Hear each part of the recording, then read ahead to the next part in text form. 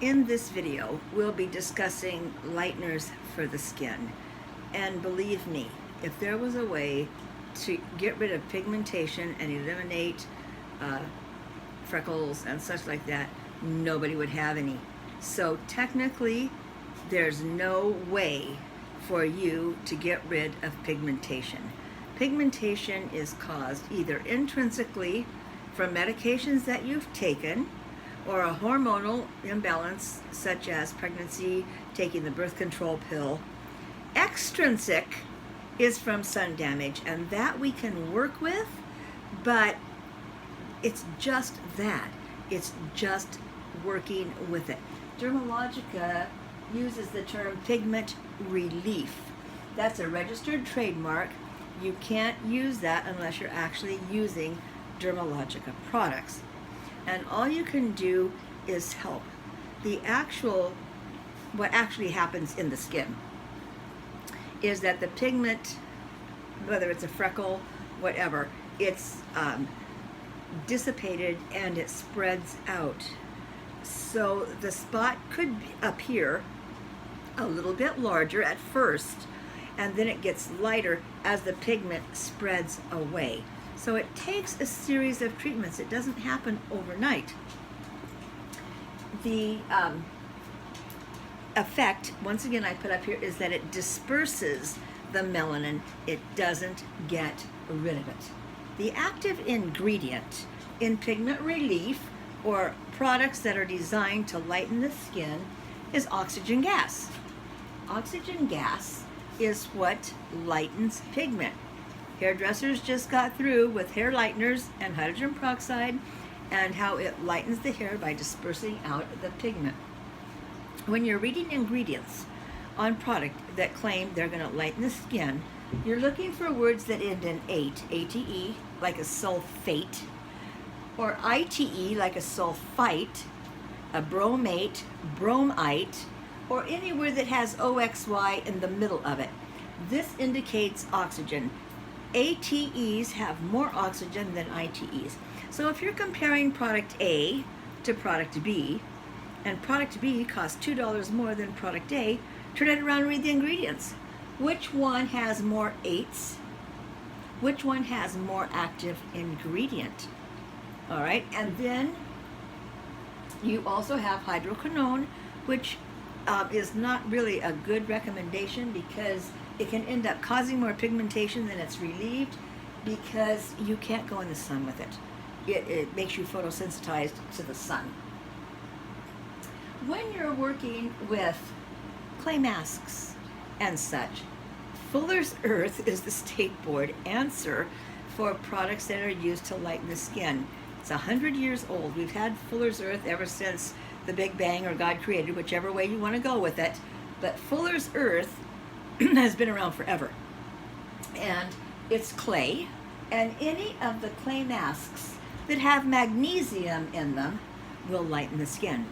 So almost all of them have some form of magnesium in them. When you get into Cosmo 38B and C, that's when you study the clay masks and you have all that information, and then you can look for the magnesium words. Or you can go to Amazon, which is where I buy my clays, and you can just ask for clay masks, and you'll get all of the products that they sell, and it's really very reasonable. It's like a pound for like $5. As of course, if you're Prime, you don't have to pay shipping.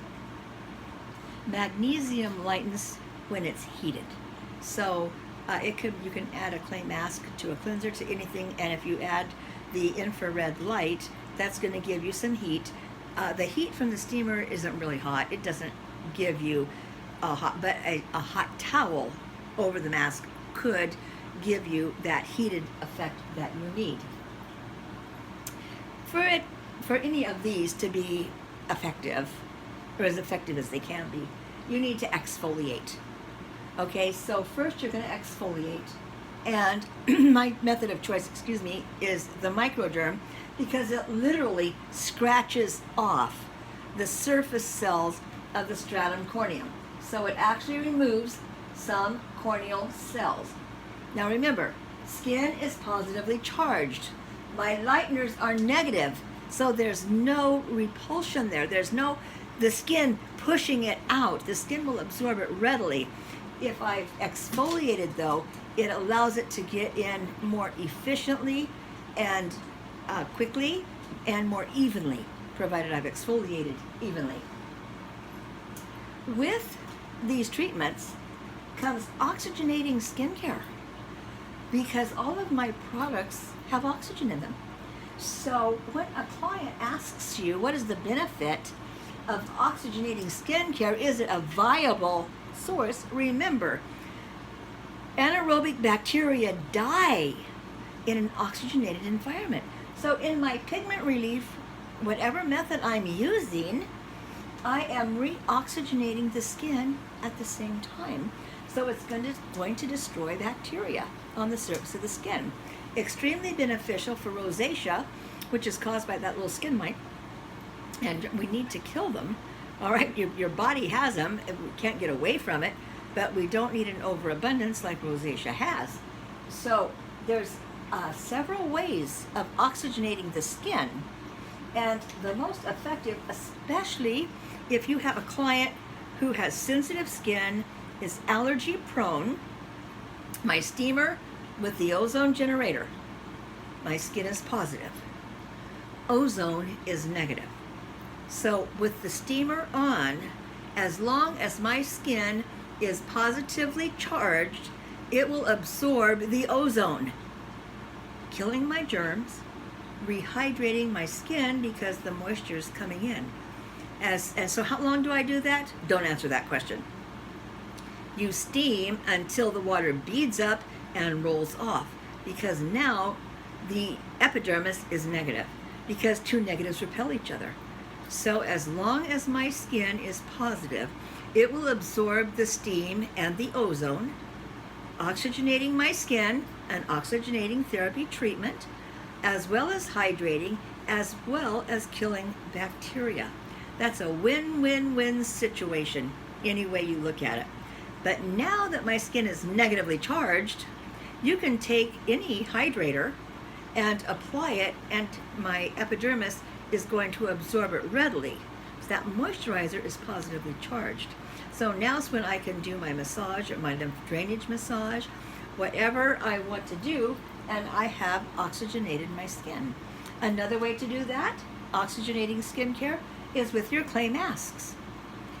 If I want to up it, I can add magnesium to my clay. And don't do what I did. I don't know where my brain was at this particular moment in time. And don't laugh at me when I tell you I did this. But I'm ordering stuff from South Carolina, because that's where I get two of my essential oils that I can't buy anywhere else. And I thought, well, I'll just order my Epsom salts from there too. Shipping goes by weight. Duh. So not only was I paying shipping, I was paying more for the pound.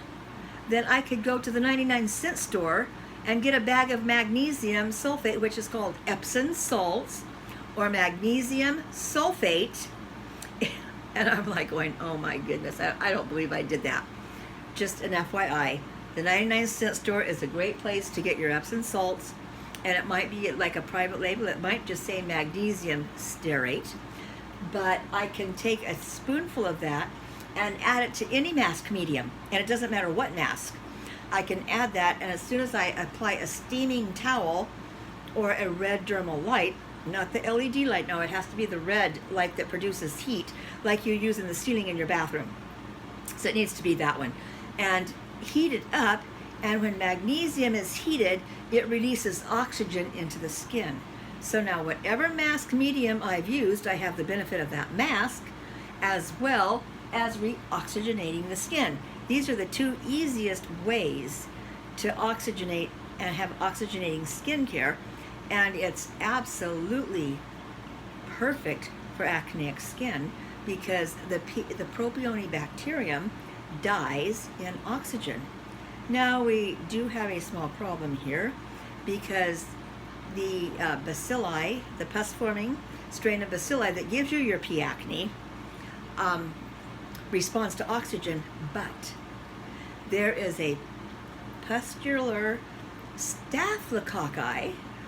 And staphylococci, where it's not in traditional acne, it is the pus that's in boils and carbuncles. And that is a state board question too, by the way. So cystic acne, because it's underneath the surface and has the feel of a boil, is probably, and this is just a guesstimate because obviously to really find out, you would have to take a sample, send it to the lab, and the pathologist would have to come back and tell you. But chances are it is staphylococci, and that is made worse with oxygen. All right, so what you tell a client when you're doing oxygenating skincare and you're working over acneic skin, you need to explain to her there's 2 bacteria that are responsible. 90% of the time it's going to be P. acne, and it will die in oxygen. That 10% is staph, and it's going to bring it out and make it worse. If it brings it out, we can clear it up. But there's nothing worse than paying for an acne treatment and waking up the next day with more zits. They're going to be calling you on the phone, calling you everything but nice. Okay, so it's like, I better not do that. But if I've explained to her that these 2 bacteria, one will die and one will grow, and we don't know which one is which, then when she wakes up with a couple of zits, she's not going to be mad at you. She's going to be, oh yeah, well this must be the staph. And decolorized iodine is excellent for that. It kills it easily. Hydrogen peroxide also. But hydrogen peroxide is a free radical, and it will burn the healthy cells around the damaged ones, so it is not a viable choice for pigmented skin. The last thing I need to leave behind is a pigment dot, because I didn't know that. So once again, a Q-tip in your 10 volume hydrogen peroxide, a little dot to that zit, it'll actually pull the pus out, because the pus in acne and such is positively charged if it's the staph little guy, and hydrogen peroxide is negative. So on a Q-tip, a little dot, and it'll just pull the pus right out, and you can actually get to the core. But once again, not on skin that's pigmented, because you can leave behind pigmentation. So oxygenating skincare is very viable, excellent for acne skin because it destroys. My mediums can be clay masks, okay? And I have all of this, and then I have my exfoliation method to prepare the skin to actually receive the treatment, so I get the best benefit from whichever method I choose to use.